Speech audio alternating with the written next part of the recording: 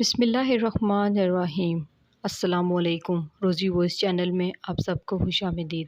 آج میں آپ کے لیے ایک بہت ہی اچھی اور دلچسپ کہانی لے کر آئی ہوں۔ کہانی شروع کرنے سے پہلے آپ سب سے گزارش ہے کہ آپ نے اگر ابھی تک میرے چینل کو سبسکرائب نہیں کیا تو میرے چینل کو سبسکرائب کیجیے، ساتھ جو بیل آئیکن ہے اس کو بھی کلک کیجیے تاکہ ہر نئی آنے والی ویڈیو آپ تک آسانی سے پہنچ سکے۔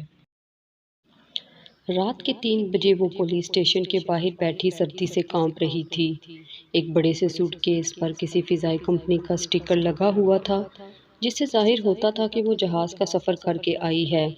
مجھے پولیس اسٹیشن میں لائسنس گم ہونے کی رپورٹ کرنی تھی اور میں ڈیوٹی سے فارغ ہونے کے بعد یہ کام کر کے گھر جانا چاہتا تھا۔ جب میں پولیس اسٹیشن کے دروازے پر پہنچا تو اس لڑکی نے مجھ سے سگریٹ مانگا۔ اس کی آنکھوں میں عجیب التجا، سرخی اور بے بسی تھی۔ میں نے اسے سگریٹ دیا اور پوچھا کہ آکلینڈ کی اس شدید سردی میں باہر کیوں بیٹھی ہو؟ کہنے لگی، اور کہاں جاؤں؟ میں نے کہا، کہاں سے آئی ہو؟ کہنے لگی، والنگٹن میں سے۔ میں نے کہا، یہاں کیا کرنے آئی ہو؟ کہنے لگی جسم فروشی، لیکن کہہ بہانے والوں نے مجھے 4 گھنٹے رکھنے کے بعد نکال دیا کہ تمہاری عمر زیادہ ہے اور تمہارا یہاں کوئی خریدار نہیں۔ میں نے کہا، کتنی عمر ہے تمہاری؟ کہنے لگی، 32 سال۔ میں نے کہا، یہ تو کوئی زیادہ عمر نہیں ہے، پھر ایسا کیوں؟ میں نے دیکھا کہ سردی سے اس کی حالت بگڑ رہی ہے اور بات کرتے ہوئے اس کے ہونٹ کانپنے لگتے۔ یہاں اور وہ رحم جو اللہ بندے کے دل میں ڈالتا ہے، اس نے مجھے مجبور کیا کہ اسے اپنی گاڑی میں جگہ دوں۔ میں نے کہا، آ کر بیٹھ جاؤ، اگر تم اس بات کا برا نہ مانو تو میری گاڑی میں جا کر بیٹھ جاؤ اور پھر بات کرتے ہیں۔ اس نے کہا، کیا واقعی تم مجھے یہ آفر دے رہے ہو؟ میں نے کہا، تم جا کر بیٹھ جاؤ، میں آتا ہوں۔ وہ سامان اٹھا کر بھاگتی ہوئی میری گاڑی کی طرف چلی گئی اور میں پولیس اسٹیشن واپس آ کر میں نے اس سے پوچھا، تمہارے پاس کتنے پیسے ہیں؟ بولی، صرف $40۔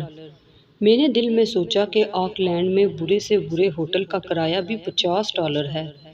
میں نے کہا، پولیس اسٹیشن کیسے آئی ہو؟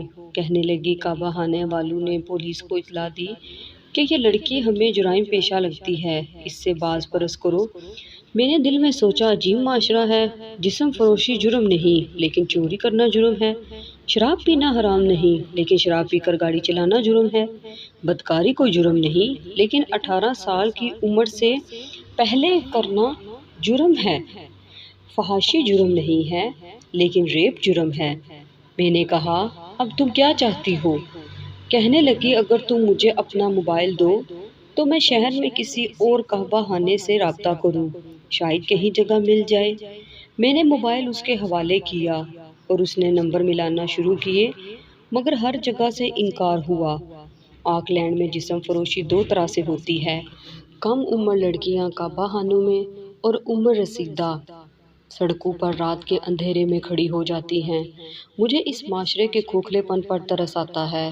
ایک طرف تو آزادی کا نعرہ بلند کیا جا رہا ہے اور دوسری طرف عورت اتنی مجبور، مقہور اور مظلوم ہے۔ بہرحال میں اسے گھر لے گیا۔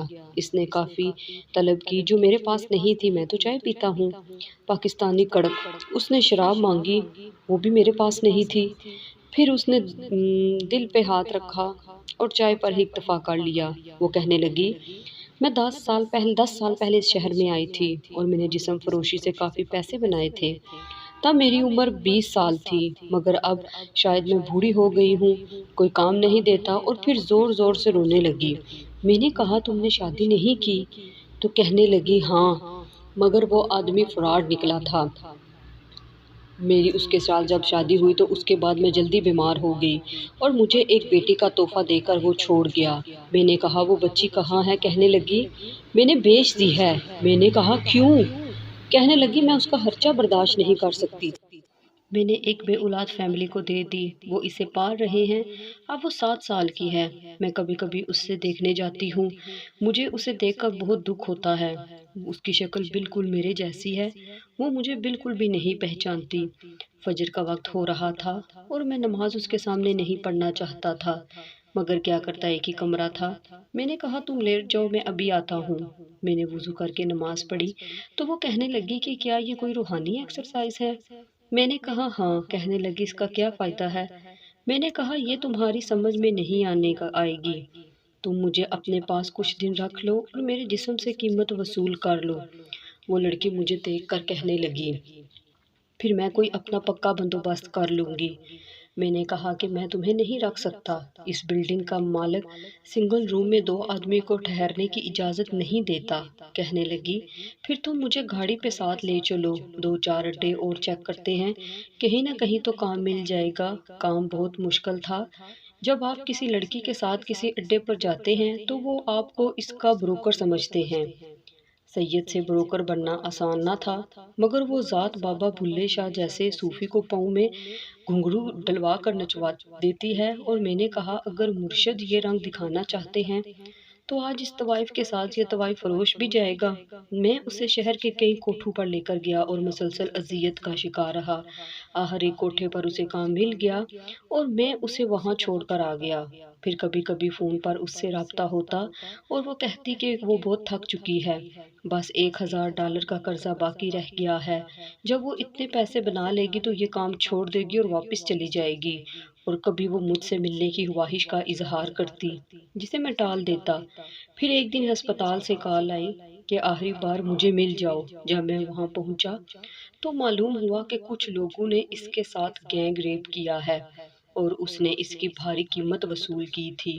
اس کا جسم سگریٹوں سے دہا ہوا تھا، ہونٹ دریدہ ہو چکے تھے، گالوں پر جمے ہوئے خون اور نیلے نشان تھے، بال نوچے جا چکے تھے اور وہ ابھی بھی شراب کے نشے میں تھی۔ مجھے دیکھتے ہی کہنے لگی سارا قرضہ اتر گیا ہے، اب میں نے کسی بینک اور انسان کا کچھ نہیں دینا۔ لو میں نے جسم فروشی چھوڑ دی ہمیشہ کے لیے، بائے مائی ڈیئر فرینڈ۔ اور اس کی آنکھیں بند ہو گئی۔ میں کافی دیر اس کو دیکھتا رہا اور اس کے بعد میں گھر آ گیا۔ گھر آتے ہی میں آ کر اپنے بیڈ پر لیٹ گیا اور ایک لمبی سی سوچ میں گم ہو گیا کہ مجبوریاں انسانوں سے بہت کچھ کروا دیتی ہیں، اور خاص طور پر ان عورتوں سے جو اس معاشرے میں اکیلی ہوتی ہیں، جن کا آگے پیچھے کوئی نہیں ہوتا۔ حالات سے مجبور ہو کر وہ جسم فروشی کا کام کرتی ہیں۔ ساری زندگی وہ ان کہبہ خانوں میں گزار دیتی ہیں اور ان سے باہر آنے کے لیے پھر تڑپتی رہتی ہیں۔ کبھی بچوں کی بھوک اسے طوائف بنا دیتی ہے اور کبھی کبھی عورت یہ راستہ خود چنتی ہے جب وہ کسی عاشق کے ساتھ اپنے ماں باپ کو چھوڑ کر گھر سے بھاگ جاتی ہے، اور آگے چل کر وہ عاشق اس سے دھندا کرواتا ہے، یا جب چھوڑ کر چلا جاتا ہے اور مجبوراً اس لڑکی کے پاس اور کوئی راستہ نہیں ہوتا تو پھر وہ ان اڈوں پر چلی جاتی ہے۔ اللہ تعالیٰ سے دعا ہے کہ اللہ پاک سب کی ماؤں، بہنوں، بیٹیوں کی عزت کو محفوظ رکھے اور سلامت رکھے، آمین۔